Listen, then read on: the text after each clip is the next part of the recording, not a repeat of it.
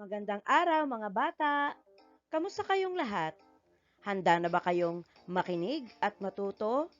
Ang pag-aaralan natin ngayon ay tungkol sa paghula sa maaaring mangyari sa teksto gamit ang dating karanasan o kaalaman. Ang ating layunin, nahuhulaan ang maaaring mangyari sa teksto gamit ang dating karanasan o kaalaman. Ang ating code F4 PB-LLA-17. Balik-aral, panuto. Tukuyin kung ang mga sumusunod na salita ay pamilyar o di pamilyar. Para sa unang bilang, salimpapaw. Ito ba ay pamilyar o di pamilyar?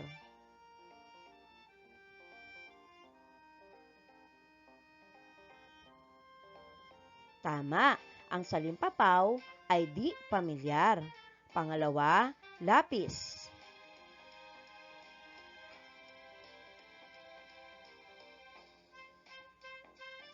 Tama, ito ay pamilyar. Pangatlo, tsubibo.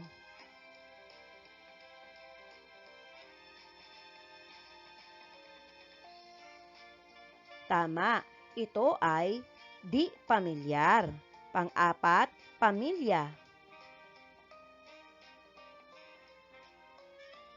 Tama, ito ay pamilyar. At panglima, katoto.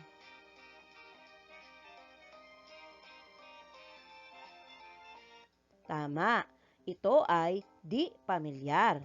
Mahusay mga bata. Alam nyo na talaga kung ano ang pamilyar sa di pamilyar. Paglalahad, basahin at unawaing mabuti ang teksto. Pagkatapos, sagutin ang mga tanong sa susunod na slide. Mga bata, lalaanan ko kayo ng sapat na oras sa pagbasa at pagkatapos muli ko itong babasahin sa inyo. Handa na ba kayong bumasa? Kung kayo'y handa na, umupo ng maayos, basahin ng malakas at unawaing mabuti ang teksto. Maaari na kayong bumasa.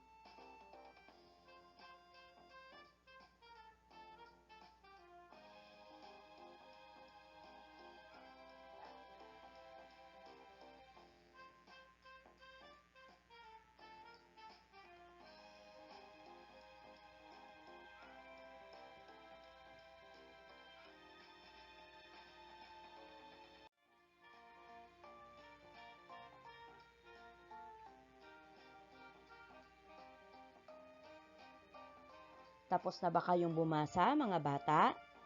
Kung kayo'y tapos na, makinig naman mabuti at si Ma'am Ada naman ang magbabasa.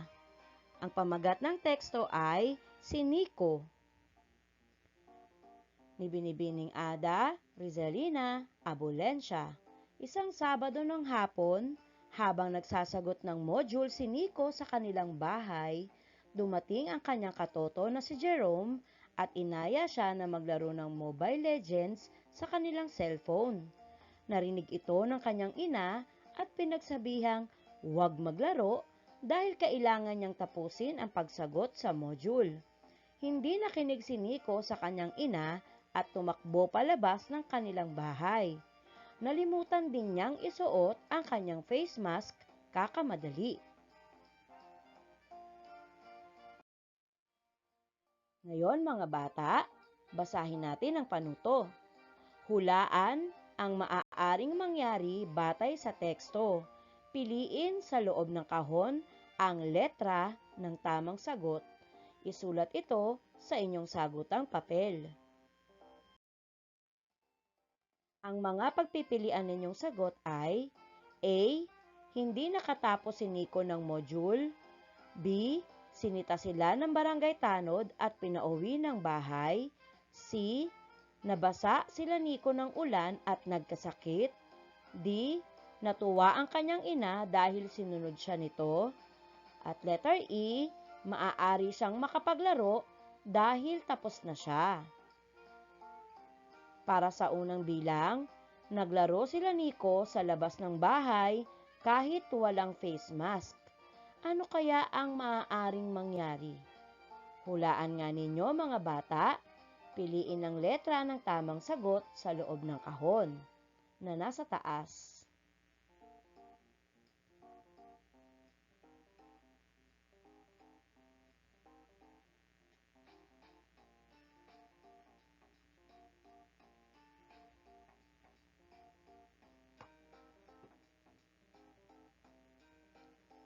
Para sa pangalawang bilang,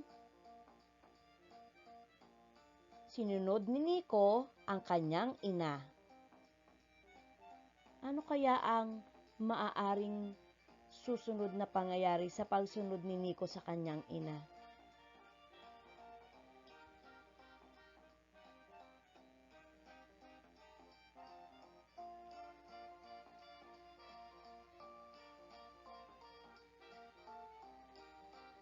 Pangatlo, Lunes, synchronous class ng grade 4 Acacia. Tinanong ni Binibining Ada kung natapos na ba nila ang kanilang module. Sa palagay nyo mga bata, ano kaya yung susunod ng mangyayari? Piliin ang sagot sa A, B, C, D at E.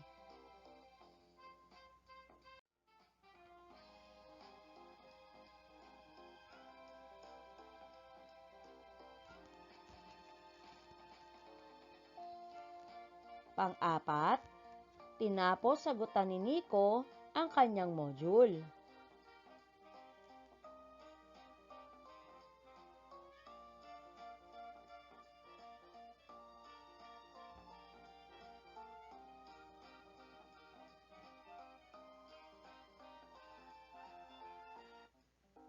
At panglima, ginabi sila sa paglalaro at bumuhos ang malakas na ulan.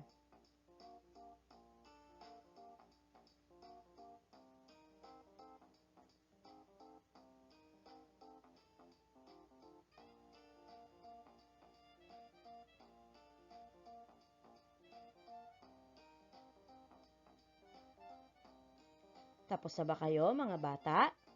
Mahusay!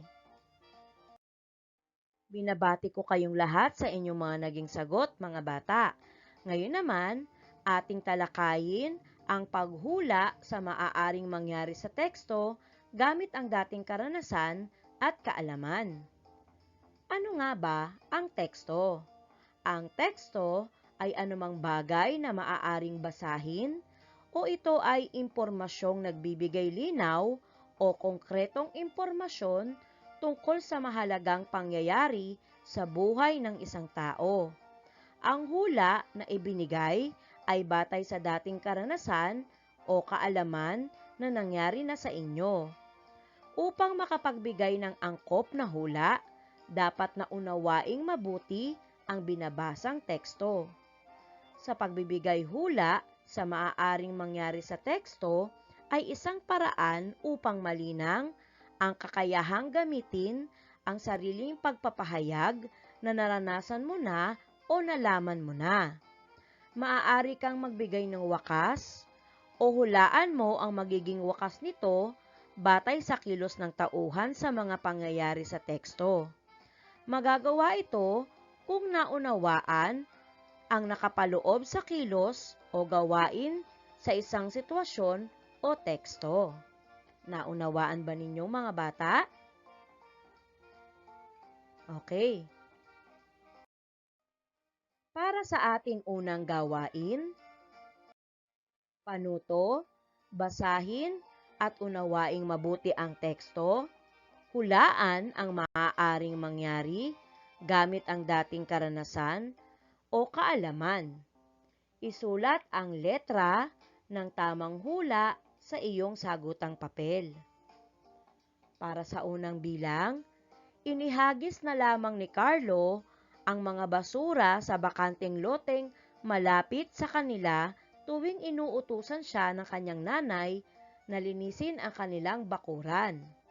Ano kaya ang maaaring mangyari? A. Mapapagalitan si Carlo ng kanyang nanay oras na malaman ito. B. Dadami ang basura sa bakanteng lote. C.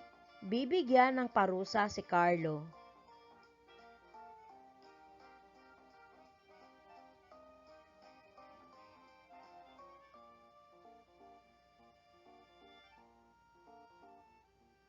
Pangalawa, bumili sa tindahan ng isda si Joanne. Nakalimutan niyang magsuot ng face mask. Biglang may lumapit na barangay tanod sa kanya. Ano kaya ang maaaring mangyari? A. Papadapain si Joanne sa lupa. B. Hihilahin si Joanne ng barangay tanod at dadalhin sa barangay. At C. Pagsasabihan si Joanne na sumunod sa pinaiiral na batas. Isulat na lamang po ang titik o letra ng tamang sagot.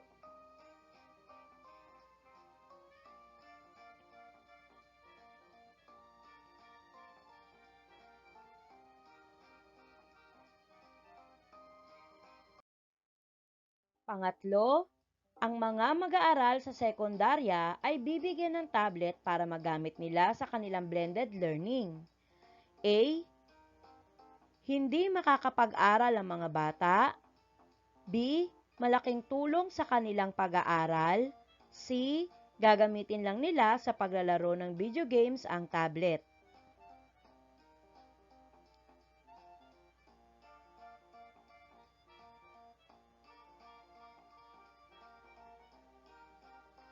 Pang-apat, kusang nililinis ni Ziegler ang kanal sa harap ng kanilang bahay upang hindi ito magbara at pamugara ng mga lamok.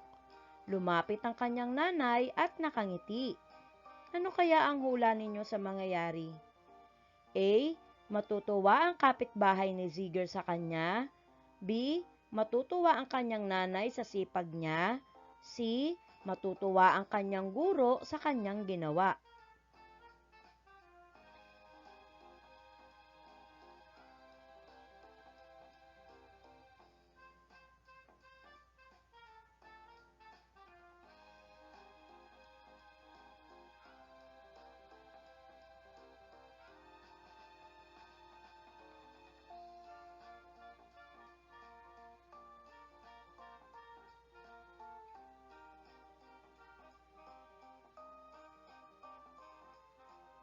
At panglima, naramdaman natin ng mahigit 3 buwan ang Enhanced Community Quarantine, mga bata at matatanda ay pinagbawalang lumabas. Mga manggagawa ay hindi makapasok dahil walang masakyan at sarado ang mga pinagtatrabahuhan. Ano kaya ang maaaring mangyari? A. Nakaranas ng kahirapan ang iba sa atin. B.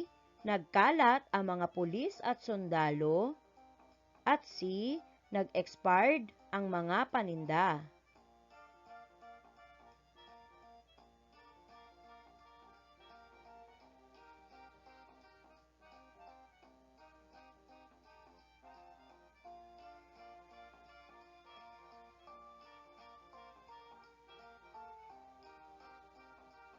Tapos na ba kayong magsagot, mga bata?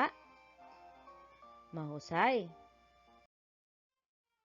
Tandaan, sa pagbibigay hula sa maaaring mangyari sa teksto gamit ang dating karanasan o kaalaman, dapat alam ninyo na ang teksto ay anumang bagay na maaaring basahin o ito ay impormasyong nagbibigay linaw o konkretong impormasyon tungkol sa mahalagang pangyayari sa buhay ng isang tao.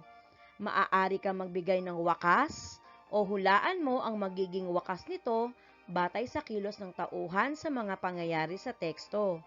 Magagawa ito kung naunawaan ang nakapaloob sa kilos o gawain sa isang sitwasyon o teksto.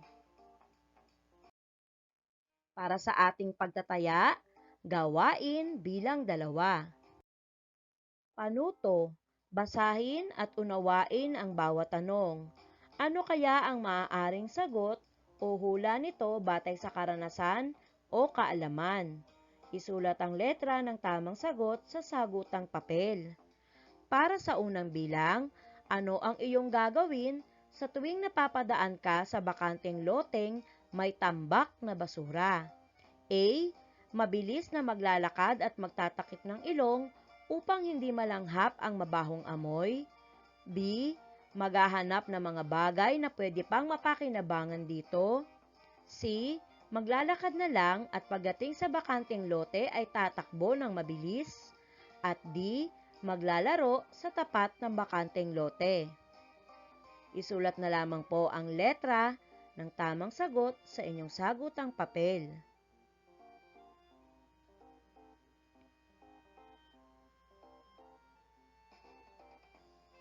Para sa pangalawang tanong, ano-anong problema ang nararanasan ngayon dulot ng pandemya? A. Marami ang nasa bahay lang. B. Maraming nawalan ng trabaho. C. Maraming natutong magtanim sa kani-kanilang bahay. At D. Maraming nanay ay nagtinda ng mga kakanin o anumang pagkain na maibibenta. Piliin ang tamang sagot.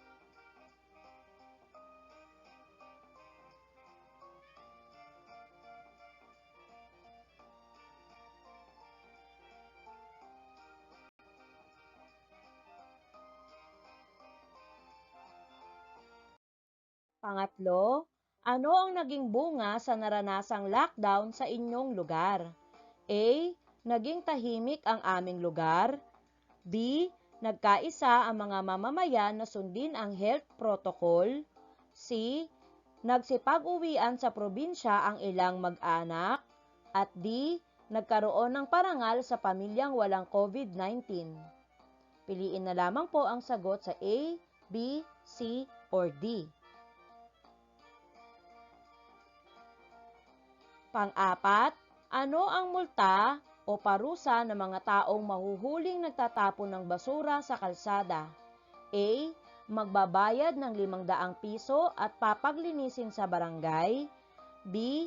Magbabayad ng 500 piso at ibibilad sa araw. C. Magbabayad ng 500 piso at ikukulong sa presinto. D. Magbabayad ng 500 piso at ikukulong ang magulang.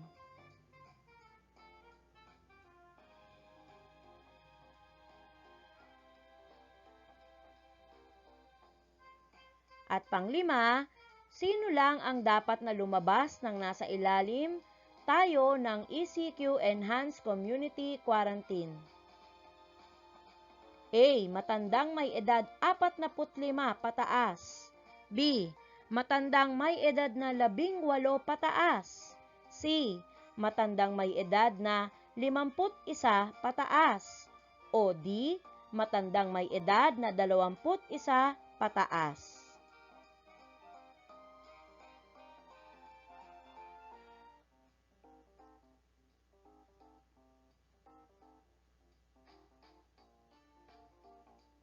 Tapos na ba kayo mga bata?